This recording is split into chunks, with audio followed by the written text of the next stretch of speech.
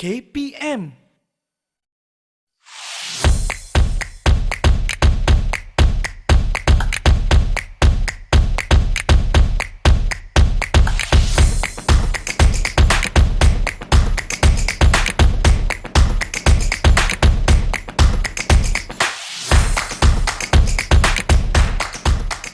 Assalamualaikum dan salam sejahtera penonton saluran Didik TV KPM, kembali ke sebuah lagi episod Bina Upaya Guru. Saya Nisaki akan bersama-sama dengan anda sehingga ke akhir rancangan untuk episod kali ini. Seperti biasa, kita nak lihat kepada laluan kerjaya seseorang guru tersebut tidak tertakluk ataupun tidak terhad hanya kepada guru di bilik darjah, tetapi kepada mereka yang bergelar sebagai pensyarah-pensyarah maupun mereka yang berkhidmat di bahagian pentadbiran. Baiklah, jom kita terus ke tajuk episod kita kali ini, di mana kita nak sama-sama membincangkan topik kluster mata pelajaran dan penandaan option mata pelajaran guru. Jadi untuk membincangkan sebuah topik yang saya kira kalau pada pandangan saya cukup kompleks, nak tahu betul atau tidak, bersama-sama dengan saya merupakan Dr. Nurfoniza binti Maidin yang merupakan Timbalan Pengarah Unit Dasar Pembangunan Keguruan, Sektor Dasar dan Perancangan Pembangunan Keguruan Bahagian Profesionalisme Guru KPM. Selamat datang, Doktor. Terima kasih. Terima kasih sudi bersama-sama dengan saya di sini pada hari ini. Baiklah Doktor, seperti yang saya sebut tadi, saya sebut tajuk rasa macam kompleks je tajuk kita pada hari ini. Jadi hari ini kita nak rungkaikan supaya tidak kompleks pada penonton di Didik TV. Baiklah Doktor, boleh saya mulakan dengan soalan yang pertama ya Doktor ya? Baik, saya percaya keseimbangan itu sangat-sangat penting dan perlu antara keperluan dan juga penawaran guru. Ianya akan memberi impak dan juga cabaran kepada Kementerian Pendidikan Malaysia itu sendiri. Jadi bagaimana KPM menghadapi cabaran dalam menyediakan guru yang sesuai dengan keperluan yang kita sebutkan ini? Silakan Doktor. Okay, terima kasih. Sama-sama. Pendidikan ni umpama macam molekul yang mana dia perlu berubah mengikut kepada perubahan persekitaran agar dia sentiasa relevan bukan sahaja pada masa kini tetapi juga pada masa hadapan. So ini memerlukan penambahbaikan terutamanya daripada segi kualiti guru itu sendiri. Baik. Okay. So oleh yang demikian kan KPM dia kenalah ambil inisiatif untuk atasi cabaran-cabaran yang pelbagai ini dengan menggunakan pelbagai pendekatan termasuk bekalan guru kita. Baik. So kita ambil maklum bahawa tahun 2021 sendiri KPM telah meningkatkan pengambilan gurunya hingga 15,000 orang. 15,000 orang? Ya. Guru baru? Yes. Baik. Saya pasti peningkatan ini sangat-sangat besar dan lebih ramai orang diberikan peluang pekerjaan, dan jumlah guru-guru di seluruh Malaysia pun telah pun hampir mencecah 500,000 orang di seluruh negara. Jadi bagaimana KPM memenuhi keperluan guru yang begitu ramai? Bukan 100-200 tapi hampir 500,000 pegawai perkhidmatan pendidikan di seluruh negara. Okey. So bekalan guru kita Manisa sebenarnya ada dua. Baik. Satu ialah daripada kampus kita, iaitu kampus pendidikan guru. Dan kita ada 27 kampus di Malaysia. Dan daripada Universiti Awam. Itu adalah bekalan kita. Baik. Dan kita ada satu memorandum antara Menteri Pelajaran dengan Menteri Pengajian Tinggi pada tahun 2006, di mana kita mengagihkan program latihan guru ini. Kita berikan yang sekolah rendah kepada IPG. Dan sekolah menengah pula kepada UA ataupun Universiti Awam ini. Okey. So KPM dia telah pun mengkhususkan bahawa yang daripada prasekolah sampailah kepada sekolah rendah diketa oleh IPGM. Baik. Manakala yang sekolah menengah oleh Universiti Awam. So itu adalah bekalan kita lah. Dan guru-guru kita juga dilatih yang daripada Universiti Awam ini bukan saja di sekolah menengah tetapi di matrikulasi, di college community dan juga di politeknik. Namun kita masih juga ada kekurangan guru untuk subjek-subjek yang kritikal. So kita telah membuat beberapa pendekatan. Pada 2012 kita menggunakan pendekatan guru sandaran terlatih dan guru sandaran tidak terlatih. Kemudian kita menggunakan pendekatan yang berbeza sedikit, iaitu pada 2013 kita mula pula mengambil guru-guru interim berdasarkan garis panduan yang disediakan oleh JPA. Baik. Okey, dan tahun 2021 very recently lah pengambilan guru kita ambil menggunakan kaedah lantikan secara kontrak. Baik. Itu antara 3 kaedah yang kita dah cuba untuk orang kata memenuhi kekurangan yang ada. Ya. Baik, jadi saya pasti ini bukanlah isu yang baru diperkatakan, namun KPM telah pun mengambil pelbagai langkah untuk menanganinya. Baik, saya ada membaca pada tajuk kita hari ini iaitu kluster mata pelajaran. Jadi mungkin Doktor boleh jelaskan dengan lebih lanjut apa yang dimaksudkan dengan pendekatan kluster ini. Okey. Seperti mana yang saya nyatakan tadi, walaupun kita ada dua institusi yang besar untuk menjadi pembekal kepada guru kita, namun kita masih ada kekurangan. Jadi kita menggunakan pendekatan kluster. So kluster ni maksudnya kita kelompokkan subjek-subjek yang tertentu dalam bidang yang hampir serupa. So seperti saya nyatakan tadi, penawaran tadi berdasarkan pada mata pelajaran yang terlalu mengkhusus dalam bidang-bidang yang utama, major ataupun kita katakan ijazah sarjana muda pendidikan di mana sarjana muda pendidikan ini katakan dia dalam bidang fizik. So bila dia dalam fizik, maka kita nak cari cikgu yang memang bidang itu. So itu memang penting disebabkan kita tahu bahawa mereka ini akan orang kata lebih yakin, mereka ini memang tahu konten dari segi apa yang dia nak ajar, pedagogi. Namun kita taklah boleh dapat penuhi yang itu 100%. Maka kita luaskan sedikit. Maka kita mungkin ada graduan yang bidang fizik tapi yang tak cukup cikgu matematik. Jadi kita gunakan kluster. Mana kluster itu cikgu yang daripada bidang matematik, daripada bidang fizik boleh juga mengajar matematik. So ini yang dikatakan sebagai kluster. So pengambilan ini telah pun kita mulakan pada tahun 2021. So mana kita menyenaraikan kluster mata pelajaran ini mengikut kelompok-kelompok yang telah kita tetapkan lah. Baik, saya pasti ramai yang telah tahu mengenai pendekatan secara kluster ini, di mana apabila contoh yang diberikan oleh doktor tadi, apabila guru ini mengajar fizik, dia juga boleh dicabangkan untuk mengajar mata pelajaran seperti matematik juga. Tapi bagaimana sebenarnya kluster mata pelajaran dilaksanakan dalam pengambilan guru-guru ini, doktor? Okey.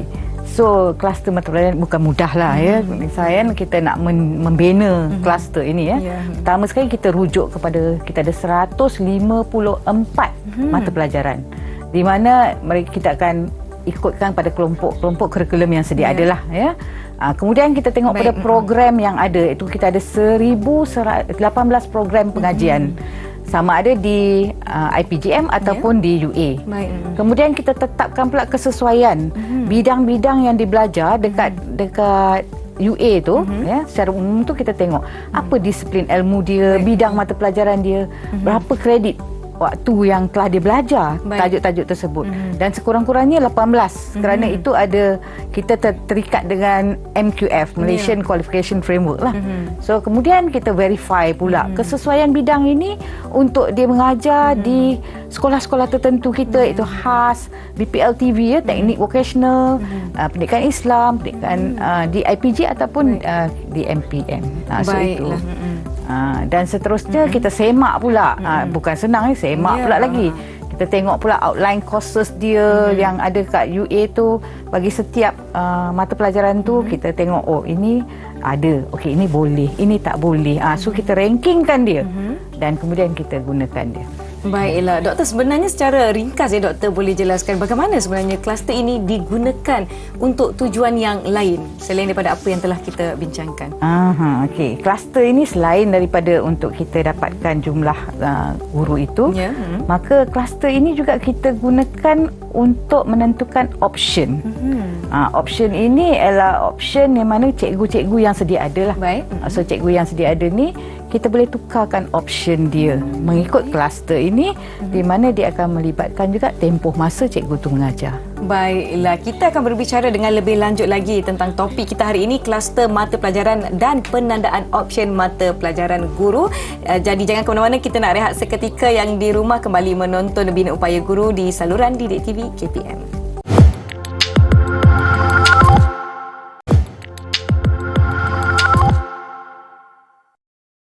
Terima kasih masih menonton Bina Upaya Guru di mana saya dan Dr. Nurfaniza binti Maidin yang merupakan Timbalan Pengarah Unit Dasar Pembangunan Keguruan, Sektor Dasar dan Perancangan Pembangunan Keguruan Bahagian Profesionalisme Guru KPM sedang membincangkan tajuk kita hari ini ya Doktor, kluster mata pelajaran dan penandaan option mata pelajaran guru. Baiklah, sebentar tadi Doktor ada nyatakan kluster mengenai kluster mata pelajaran dan ini ada kaitannya dengan penandaan option mata pelajaran guru. Tapi sebenarnya apa yang dimaksudkan dengan penandaan option mata pelajaran guru ni Doktor? Silakan Doktor. Okey, sekali lagi terima kasih ya.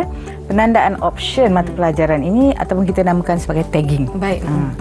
So ini adalah proses menambah maklumat subjek bukan option guru tersebut yang mengajar mata pelajaran Baik. yang telah dia buatlah selama dia berada di sekolah. Baik. Contohnya kalau cikgu tu dah 3 tahun mengajar katakan mata pelajaran matematik, maka kita boleh tagging dia sebagai option matematik walaupun asal dia bukan cikgu matematik. Baik. Itu ada antara contoh-contoh kalau mata pelajaran sains boleh mengajar mata pelajaran matematik atau bagaimana? Okey, kalau misal dekat sekolah kadang-kadang cikgu tu masuk ke sekolah walaupun dia option dia matematik, sampai kat sekolah matematik cikgu dah penuh. So dia mengajar sains. So 3 tahun dia mengajar sains berturut-turut, maka kita boleh taggingkan dia kepada mata pelajaran sains. Jadi sekarang dia ada 2 option. 2 option. Jadi lebih jelas di situ. Tapi sebenarnya apa tujuan penandaan option ini dilakukan Doktor? Tujuan dia ya, pertama sekali untuk mengurangkan bilangan ketidakpadanan ataupun mismatch. Guru yang mengajar tidak mengikut option. So kalau cikgu tu dah lama mengajar, kita bagi dia option tu. So kita mengurangkan mismatch. Yang kedua, penandaan option mata pelajaran ini merupakan satu proses penambah maklumat mata pelajaran bukan option kepada guru yang mengajar mata pelajaran tersebut mengikut kriteria-kriteria yang telah ditetapkan. Itu yang kita cuba untuk mengubahkan option ikhtisas guru tersebut. Baik, tapi tadi Doktor ada sebutkan tentang penandaan ini perlu mengikut kriteria yang telah ditetapkan. Mungkin Doktor boleh kongsi dengan lebih lanjut buat penonton Bina Upaya Guru apa antara kriteria-kriteria yang telah ditetapkan tersebut. Okey, kita ada 10 kriteria. 10, baik. Yang pertama ya, mengajar ikut keperluan ikhtisas ya, iaitu ijazah ataupun khusus ijazah lepasan ijazah. Yang kedua, mengajar mata pelajaran berdasarkan kelulusan ikhtisas sekurang-kurangnya 90 minit seminggu. Baik. Yang ketiga, dia mesti mengajar 2 ataupun lebih mata pelajaran ikhtisas. Yang ketiga, dia memegang jawatan sebagai guru cemerlang dalam mata pelajaran tersebut. Dan dia memegang jawatan sebagai pegawai perkhidmatan pendidikan DG 41 dan ke atas setelah menamatkan pengajian ijazah pertama dengan kelulusan KPM. Baik. Seterusnya yang keenam, dia mengikuti kursus pertukaran option, conversion courses ataupun program intervensi ya, PITO, ataupun program tambahan option yang diiktirafkan oleh KPM. Baik. Yang ketujuh, periksa kertas. Ya, dia pemeriksa kertas. Dia boleh tukar juga. Dan kemudian dia mengajar mata pelajaran bukan option dia minimum 90 minit seminggu bagi 3 tahun berturut-turut. Dan kemudian yang kesembilan, memperolehi ijazah pertama tanpa kelulusan KPM bagi pegawai perkhidmatan pendidikan grade DG 40 ke bawah. Baik. Dan last sekali, dia ada memperoleh ijazah sarjana ataupun ijazah kedoktoran. Itu juga membolehkan dia bertukar option. Bertukar option. Ada lagi tak kriteria yang diperlukan ataupun kriteria tambahan untuk penukaran option tersebut? Okey. Option ini bukan setakat yang tadi yang 10 tu, tapi dia ada caveat pula. Caveat. Dia ada 5 caveat. Yang pertama sekali, bagi mata pelajaran bahasa Inggeris, minimum mesti dia dapat C1. Dia kena ikut exam. Ada exam CEFR, Common European Framework of Reference for Languages. So yang itu dia kena dapat C1. Yang kedua, bagi option bidang teknik dan vocational, dia mesti ada sijil kemahiran Malaysia, SKM. Minimum tahap 3. Tahap 3. Baik. Yang ketiga, dia mesti, kalau option pendidikan Islam, dia mesti minor pendidikan Islam ataupun syariah, usuluddin, Al-Quran dan Al-Sunnah. Itu untuk pendidikan Islam. Yang keempat, bagi program prasekolah, ijazah pertama dia prasekolah ataupun diplomanya ataupun dia ada PITO. So itu dia mesti ada PITO, pendidikan awal kanak-kanak. Dan yang akhir sekali bagi program pendidikan khas, sama ada dia ijazah pertama, diploma ataupun PITO pendidikan khas, khusus pembangunan profesionalisme berterusan yang diterapkan oleh KPM juga boleh digunakan. Baiklah, itu di antara kriteria yang telah pun dikongsikan oleh doktor mengenai penandaan option. Ada lagi yang kita nak kongsikan dengan penonton di rumah. Jadi kita nak rehat seketika, jangan ke mana-mana. Kita jumpa selepas ini di Bina Upaya Guru Didik TV KPM.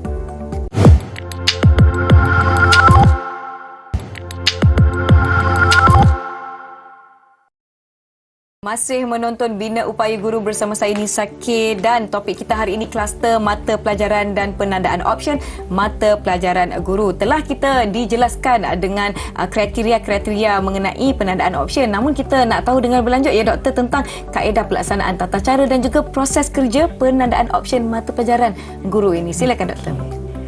Okey Nisa, tadi saya cakap tentang option mata pelajaran ni kan. Bila saya kata tentang option mata pelajaran tadi, maknanya dia dah ada option ikhtisas. So bila ada penandaan option yang baru ni, maknanya dia dah sekarang ada dua. Tadi satu, dua. So dia tambah. Walaupun dia kita kata tadi dia tukar pada option itu, tapi tukar ini bukan bermaksud dia langsung tak buat lagi dah option yang awal so dia tambah. So kalau kita tengok siapa yang terlibat. Okey. Yang pertama sekali yang terlibat dalam penandaan option ni ialah pentadbir sekolah itu sendiri. Yang kedua orang yang terlibat adalah guru yang nak mohon untuk orang option. kata dia nak option yang lain tu. Dan yang ketiga ialah penandaan option ini adalah berdasarkan permohonan melalui pentadbir sekolah dengan kelulusan jawatankuasa penandaan option. Yang mana jawatankuasa ini adalah DBPG sendiri, iaitu bahagian profesionalisme guru. Itu yang pertamalah. Kemudian macam mana kaedah dia dilaksanakan tu? Guru boleh memohon secara dalam talian. Kita pun dah tahu sekarang kan dunia mudah dengan teknologi ini. So dia boleh mohon dalam talian penandaan option ini melalui capaian e-operasi. E-operasi. E-operasi yang tu. Kemudian semua permohonan ini diproseskan ya. Untuk diproseskan ni perlu melalui proses pencerapan pengajaran dan pembelajaran PDP oleh ketua jabatan dengan menggunakan instrumen standard kualiti pendidikan Malaysia. So dia cerap, cikgu mengajar, ada orang yang tengok macam mana cikgu tu mengajar. Okey, yang seterusnya penetapan penandaan option ini memerlukan dia mengikut kriteria-kriteria dan caveat-caveat yang saya sebut tadi. Yang keempat, permohonan penandaan ini dibuka sepanjang tahun. Okey, walau bagaimanapun keputusan kelulusan ini kita kemukakan hanya 4 kali setahun saja. Permohonan sepanjang tahun, tetapi keputusan kelulusan 4 kali sahaja dalam masa setahun. Siapa sebenarnya ya doktor yang berperanan dalam pelaksanaan penandaan option mata pelajaran guru ni doktor? Okey, baik. Untuk pengetahuan semua ya, peranan dan tanggungjawab ini melibatkan bahagian profesionalisme guru ataupun BPG. Yang kedua ialah bahagian pengurusan sekolah harian BPSH. Yang ketiga JPN, Jabatan Pendidikan Negeri. Yang keempat ialah PPD, iaitu di daerah.